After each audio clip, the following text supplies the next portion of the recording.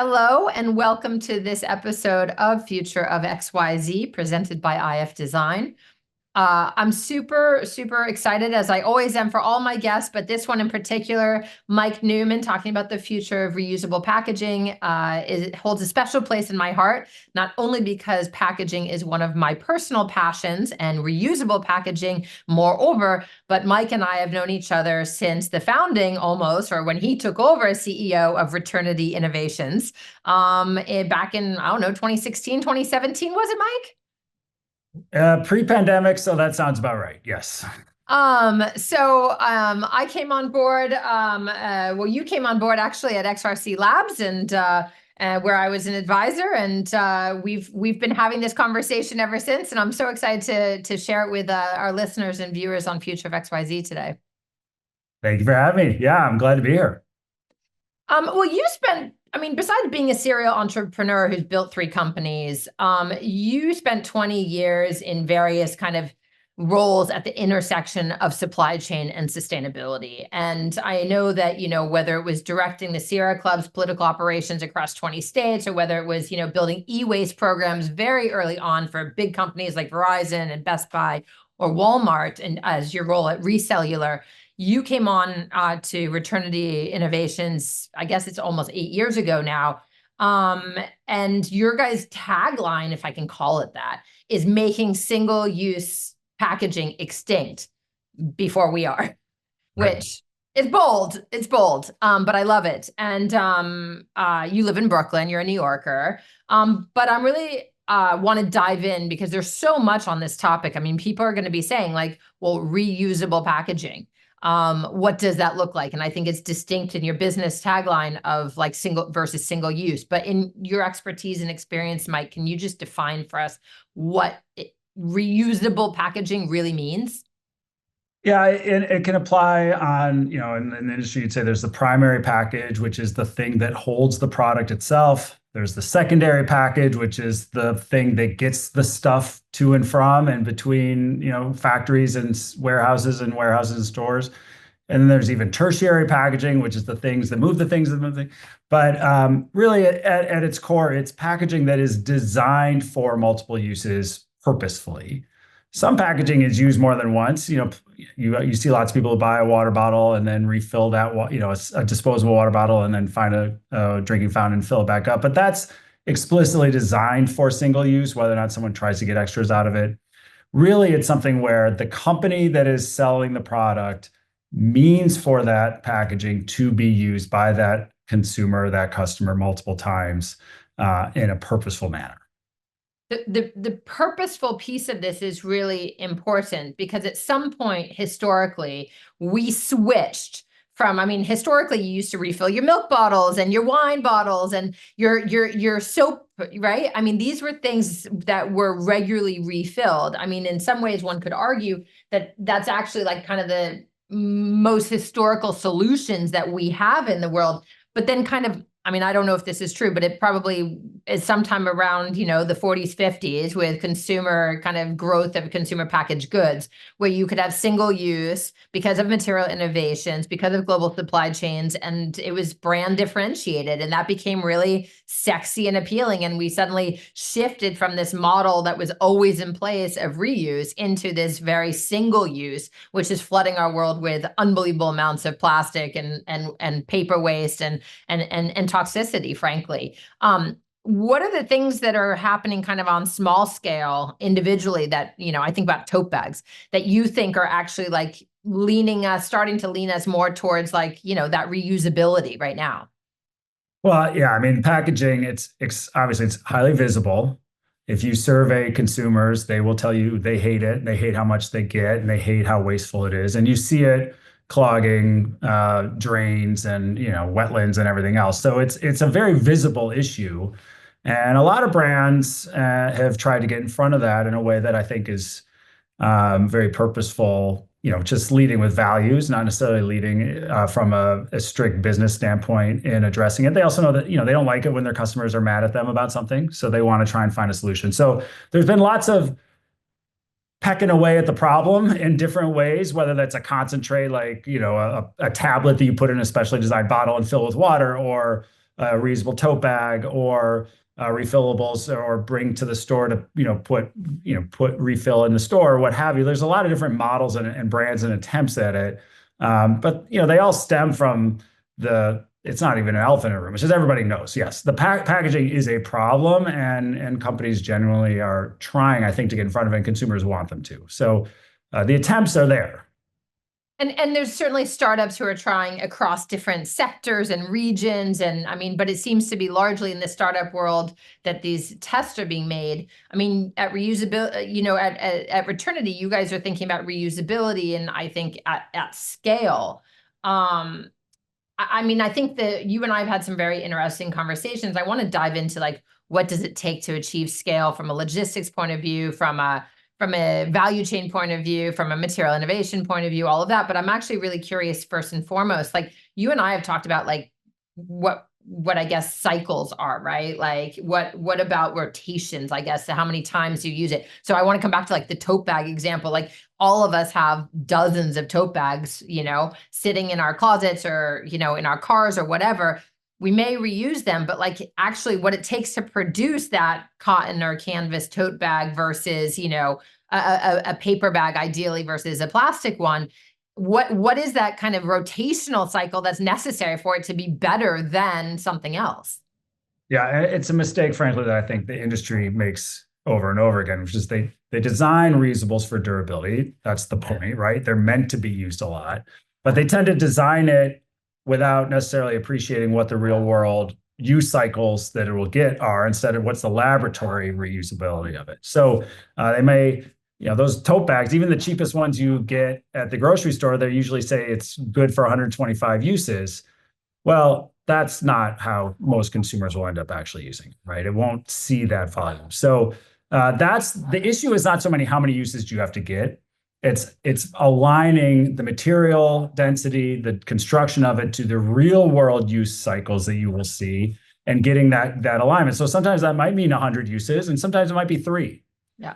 But you have to pick the right product, the durability, the material, the construction, everything to fit actual behavior, not lab behavior. And that doesn't happen too often still in the industry. It's an area for a lot of improvement, frankly. That's actually pretty fascinating. I think that's true for a lot of things, but I wouldn't have thought about it in this context. In terms of that material innovation that we're talking about, I mean, the reusability factor depends on creating both eco-friendly alternatives and innovative material sciences to replace. I mean, you guys are focused, you have some consumer use cases, and we can talk about those, but you guys are also really focused, for instance, on like commercial impacts. So like logistics, right? Where it's like, we all know like the corrugated, cardboard box, like those big boxes wrapped in shrinky wrap, filled with poly bags. I mean, the amount of plastic waste as well as, paper waste is pretty unbelievable. And you think about all of our goods have to be transported, between their various manufacturing points and their distribution points and then their delivery points, et cetera. I mean, this is, this is intense labor. I mean, what are the material innovations that are happening that are, are replacing this? Well, on some level, it's really interesting stuff being made out of seaweed or agro waste or shredded and broken down used packaging or things like that. And so there is material innovation. It's also become a bit of a catch-22 or a double-edged sword, in the sense that a lot of the companies and the activists who are pushing reuse are coming at it from a real activist mindset. And so they're saying, well, it's not just I'm going to make this thing reusable. I'm going to make it out of 100% organic and ocean source and all these things, which is very admirable. But if you're already struggling to get the business case to even get the reusable alternative viable, and then you're layering in all these other social goods that you feel like that system has to embrace on top of all the other things, it can be really tough. So to be honest, I don't think of it too much as a material innovation challenge. I think of it as a systems challenge and aligning all these things. I applaud the companies that want to make that sort of central to it. But generally, it's like, it's glass, it's plastic. Like it's not that much about the product packaging innovation. And it's more about the smart system integration and aligning it to actual behavior. That's powerful. And as someone who's gone into a lot of companies over the years as a change agent, change is hard. But you are considered, Mike, I mean, one of the leading experts in the transformation of logistics platforms from single use to circular economy, really, to reusables, right? What is this journey like, for companies? Like, what does transformation at systems level even look like? Well, I think that it starts from just acknowledging that if it costs more, it's going to be really hard to get it to scale, right? And lots of companies have make very genuine commitments to this stuff, but you can't really afford to pay a premium, particularly if you're not regulated into it, and so it's not a cost that's going to be borne across all your competitive cohort. And so for us, it's A, acknowledging that like companies don't pay more, they can't, and B, change is really expensive and hard, particularly at the consumer level. And companies are not generally going to be good change agents. That's a society level sort of commitment that needs to be made, not a company by company level commitment. And so if you have to pay more and sort of shoulder the challenge of getting consumers in mass to change their behavior, you look at how hard it's been for societies to get recycling to work at scale, decades and decades, and still not there. It's still not there. So, reuse carries a lot of the same behavior change characteristics and infrastructure investment and so forth at the consumer level. So the way we've done it as a company is to try and, really identify where are those cycles, where are those systems, intralogistics being sort of the most prominent, where employees can be trained and managed. It's an easier sort of starting place, and you can create success for companies and employees that gives you a better sort of foundation for expanding into other segments. But ultimately, I think it just comes down to reuse. You can't boil the ocean here. Like, we have to be smart about where, reuse is one tool in the toolkit. It can be a really successful one, but it is only one tool in the toolkit. And, if you come at it from an absolutist standpoint, you're going to get disappointed because it's just not practical in all applications, in many applications. One of the things, I mean, you just touched on it, and I wanted to ask about it explicitly, because you're talking about behavior change at the consumer level, but being enabled by greater growth. I mean, the truth is everything in business comes down to money. I mean, that is capitalism. And very rarely, i.e. never, do things happen or change, especially if it's A, not profitable, B, not demanded by consumers, and or even more kind of stick approach versus the carrot, which is regulated, right? And mandated. I mean, you are thinking about this balance between sustainability and doing good with achieving financial goals and satisfying customer demand. How is it that you think about this switch, from single use into reusables? How do you empower companies, and it's really their purchasing departments and supply chain organizations, to adopt these innovative new models? Well, I think it has to be an appreciation of how to. So yeah, first of all, if it doesn't happen at scale, it doesn't have impact, right? So like, I appreciate that there's a lot of really interesting and innovative and inspiring companies that are doing things for small communities who are just like all in, and that should be supported and applauded. But obviously, that's different than getting a mass, big box retailer or major CPG to adopt it. Like, that's a totally different level of change. And so you have to start by sort of knowing how they work, right? Like, what is even possible for them?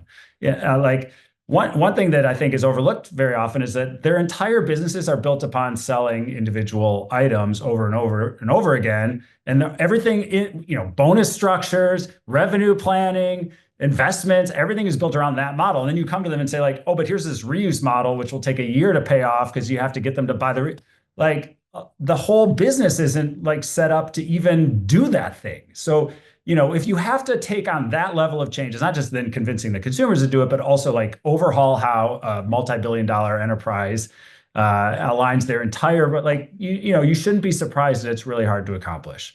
And so I think one of the ways that I think reuse needs to continue to like improve to gain credibility is to appreciate how retail works today for the major players and what you need to do to make it viable, even, something that they can accomplish.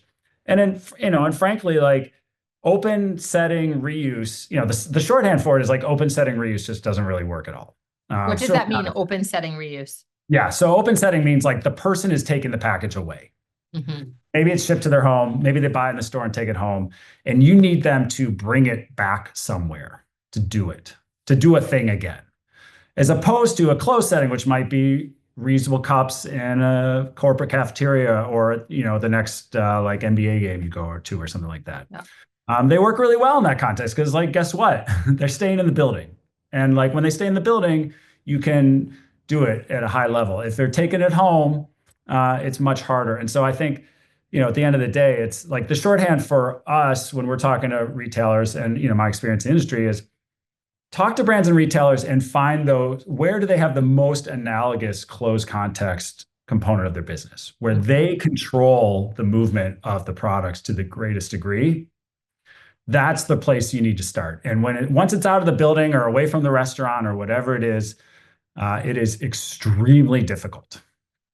It's fascinating. And you're talking about, like, you just used a couple of like small examples. I mean, the market, from what I researched, is growing. I mean, we're almost like 5.7% CAGR is anticipated between 2025 and 2034. So the next 10 years, right? And moving to like from just under 134 billion US dollars in, value to over 220 billion. They're big numbers, but they're certainly not huge, but it is growing, right? Yeah. There are many factors that are driving this kind of move towards sustainability. At the same time, when I'm looking, even by 2030, the penetration of reusables is anticipated to be less than 5% of all packaging. So those numbers are cute, right? When you think about the growth, but when you think about less than 5% penetration, it's actually quite depressing, because it's not moving fast enough. And you talk about this closed system versus open, like, where are some of the places, both geographically in the world as well as from a, end use case, vertical industry, however you want to talk about it, where this growth is happening and where there's real opportunity? I think, yeah, I mean, I think that certainly like conveyance packaging, like shipping boxes, which is what we tend to focus on at our company. But the things that get stuff to the customers or get things between facilities, you're seeing adoption there. And that's pretty hidden. It's not visible to consumers broadly. They don't, they're not in the warehouse. They don't know how things are getting between warehouses and stores and back again. All the like no label, no return programs that make e-commerce more efficient. Increasingly, when you go drop off your return somewhere, that's going in a reusable package as opposed to in a single-use package because the employees can kind of manage it and control it. So a lot of stuff is happening behind the scenes, which is when it's business to business, it's much more easily managed. And then I think like you're seeing school cafeterias, concert halls, stadiums, corporate cafeterias, things like that. And then there's this sort of like fringe consumer products. I call them fringe because they're really about like how both product and packaging sort of differentiation. A lot of these startups that I think are playing with the whole notion of how we buy and consume products, which are gaining an audience, but it's slow. So like that stuff is the most visible often. And I think why people are frustrated by the progress because they don't think it's growing that quickly. And frankly, relative to the size of the markets, it's not. But the flip side is that when they find their customers, it succeeds. So like you have this stuff that maybe isn't quite as visible or you didn't even think about it because like you go to the concert and you get in a cup and you give it back and like that doesn't feel as revolutionary, which is kind of why it's working, right? Like it sort of aligns easier. The like, how am I buying beans or ice cream or whatever?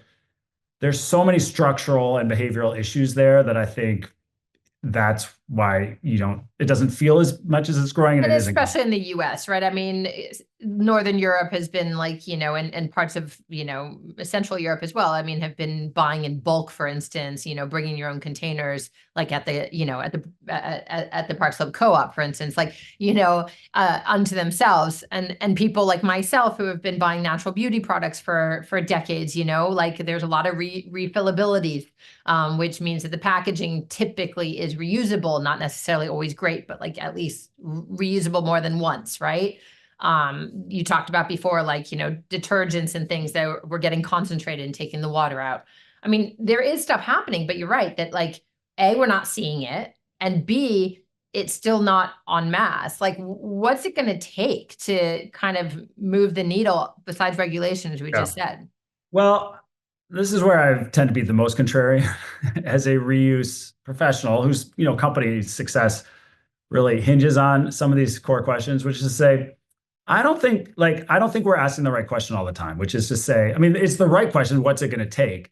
But compared to what is the sort of the challenge that I then give the people who ask it that way? Because as an example, like let's take Europe. In Germany, they have this long-standing cultural and infrastructure history of returning glass bottles for like soda and beer and stuff like that, like almost 100%. And everyone always says, well, they can do it in Germany. And I said, yes, but they don't do it in France and they don't do it in Austria and they don't like, and so if it was so obvious and so easy, why would they be doing it in all the neighboring countries?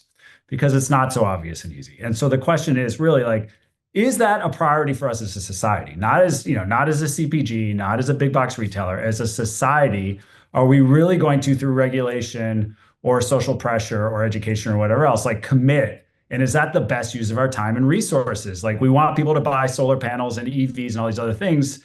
Are we also going to prioritize them switching from single use to reuse?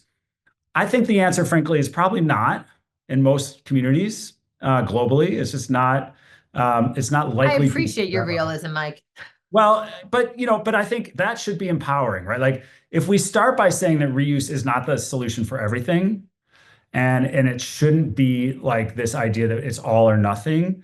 I think we actually create a better roadmap to success because too often what happens today is that companies or communities commit to a reuse project.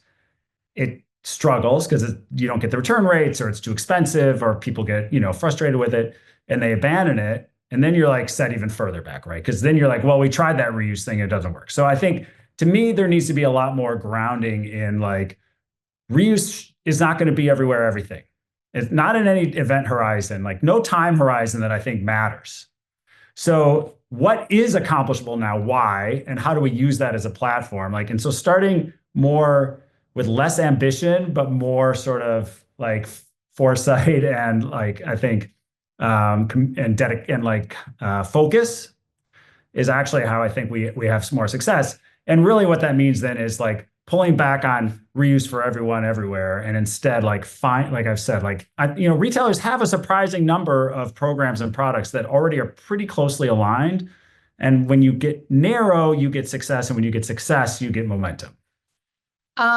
That's like a lesson for business in general. I realize, and something that I find interesting about this conversation is kind of nichifying your approach, right? And really focusing on that, what is the addressable market to keep going down that like dorky, B school, thank you, Ross and INSEAD, conversation. But I think what's interesting there, Mike, we're presented by IF Design where I work. I mean, there's an aspect of this that's also not only in the product design of the packaging that's reusable, but there's actually a huge service design component that seems essential for this all to work. How are you seeing that and how are you kind of approaching that? Well, and I think that's an absolutely critical point because at the end of the day, most reuse initiatives that have been put forward are like more expensive and less convenient, but you get the same product, which is not like, yeah, in a business school, like if you said, I got this great idea, like you'd be shot down real fast, right? So I think that's where, the service component, how do you create a new experience that is attractive and makes consumers want to maybe spend more or do something that's somewhat less convenient because they get access to something different or exciting?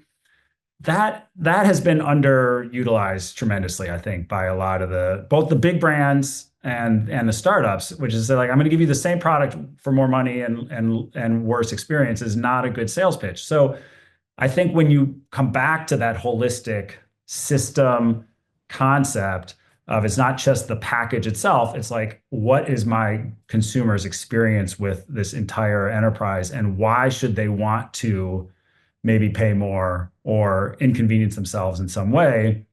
Then not that that's easy. I'm not suggesting that like, oh, that's so obvious, but it's hard. But the flip side is that if you want people to pay more or inconvenience themselves, you better offer them something compelling. Which And is that's kind of usually a full service plan of like pick up, cleaning, reuse, recycle, repair, replace, like all of those things along kind of the circular ladder, if you will. But the cleaning as well is obvious if you're talking about food stuff or fashion or beauty. Like there are aspects of this that like you can't just throw the better product into packaging into the world. You actually have to maintain it as well.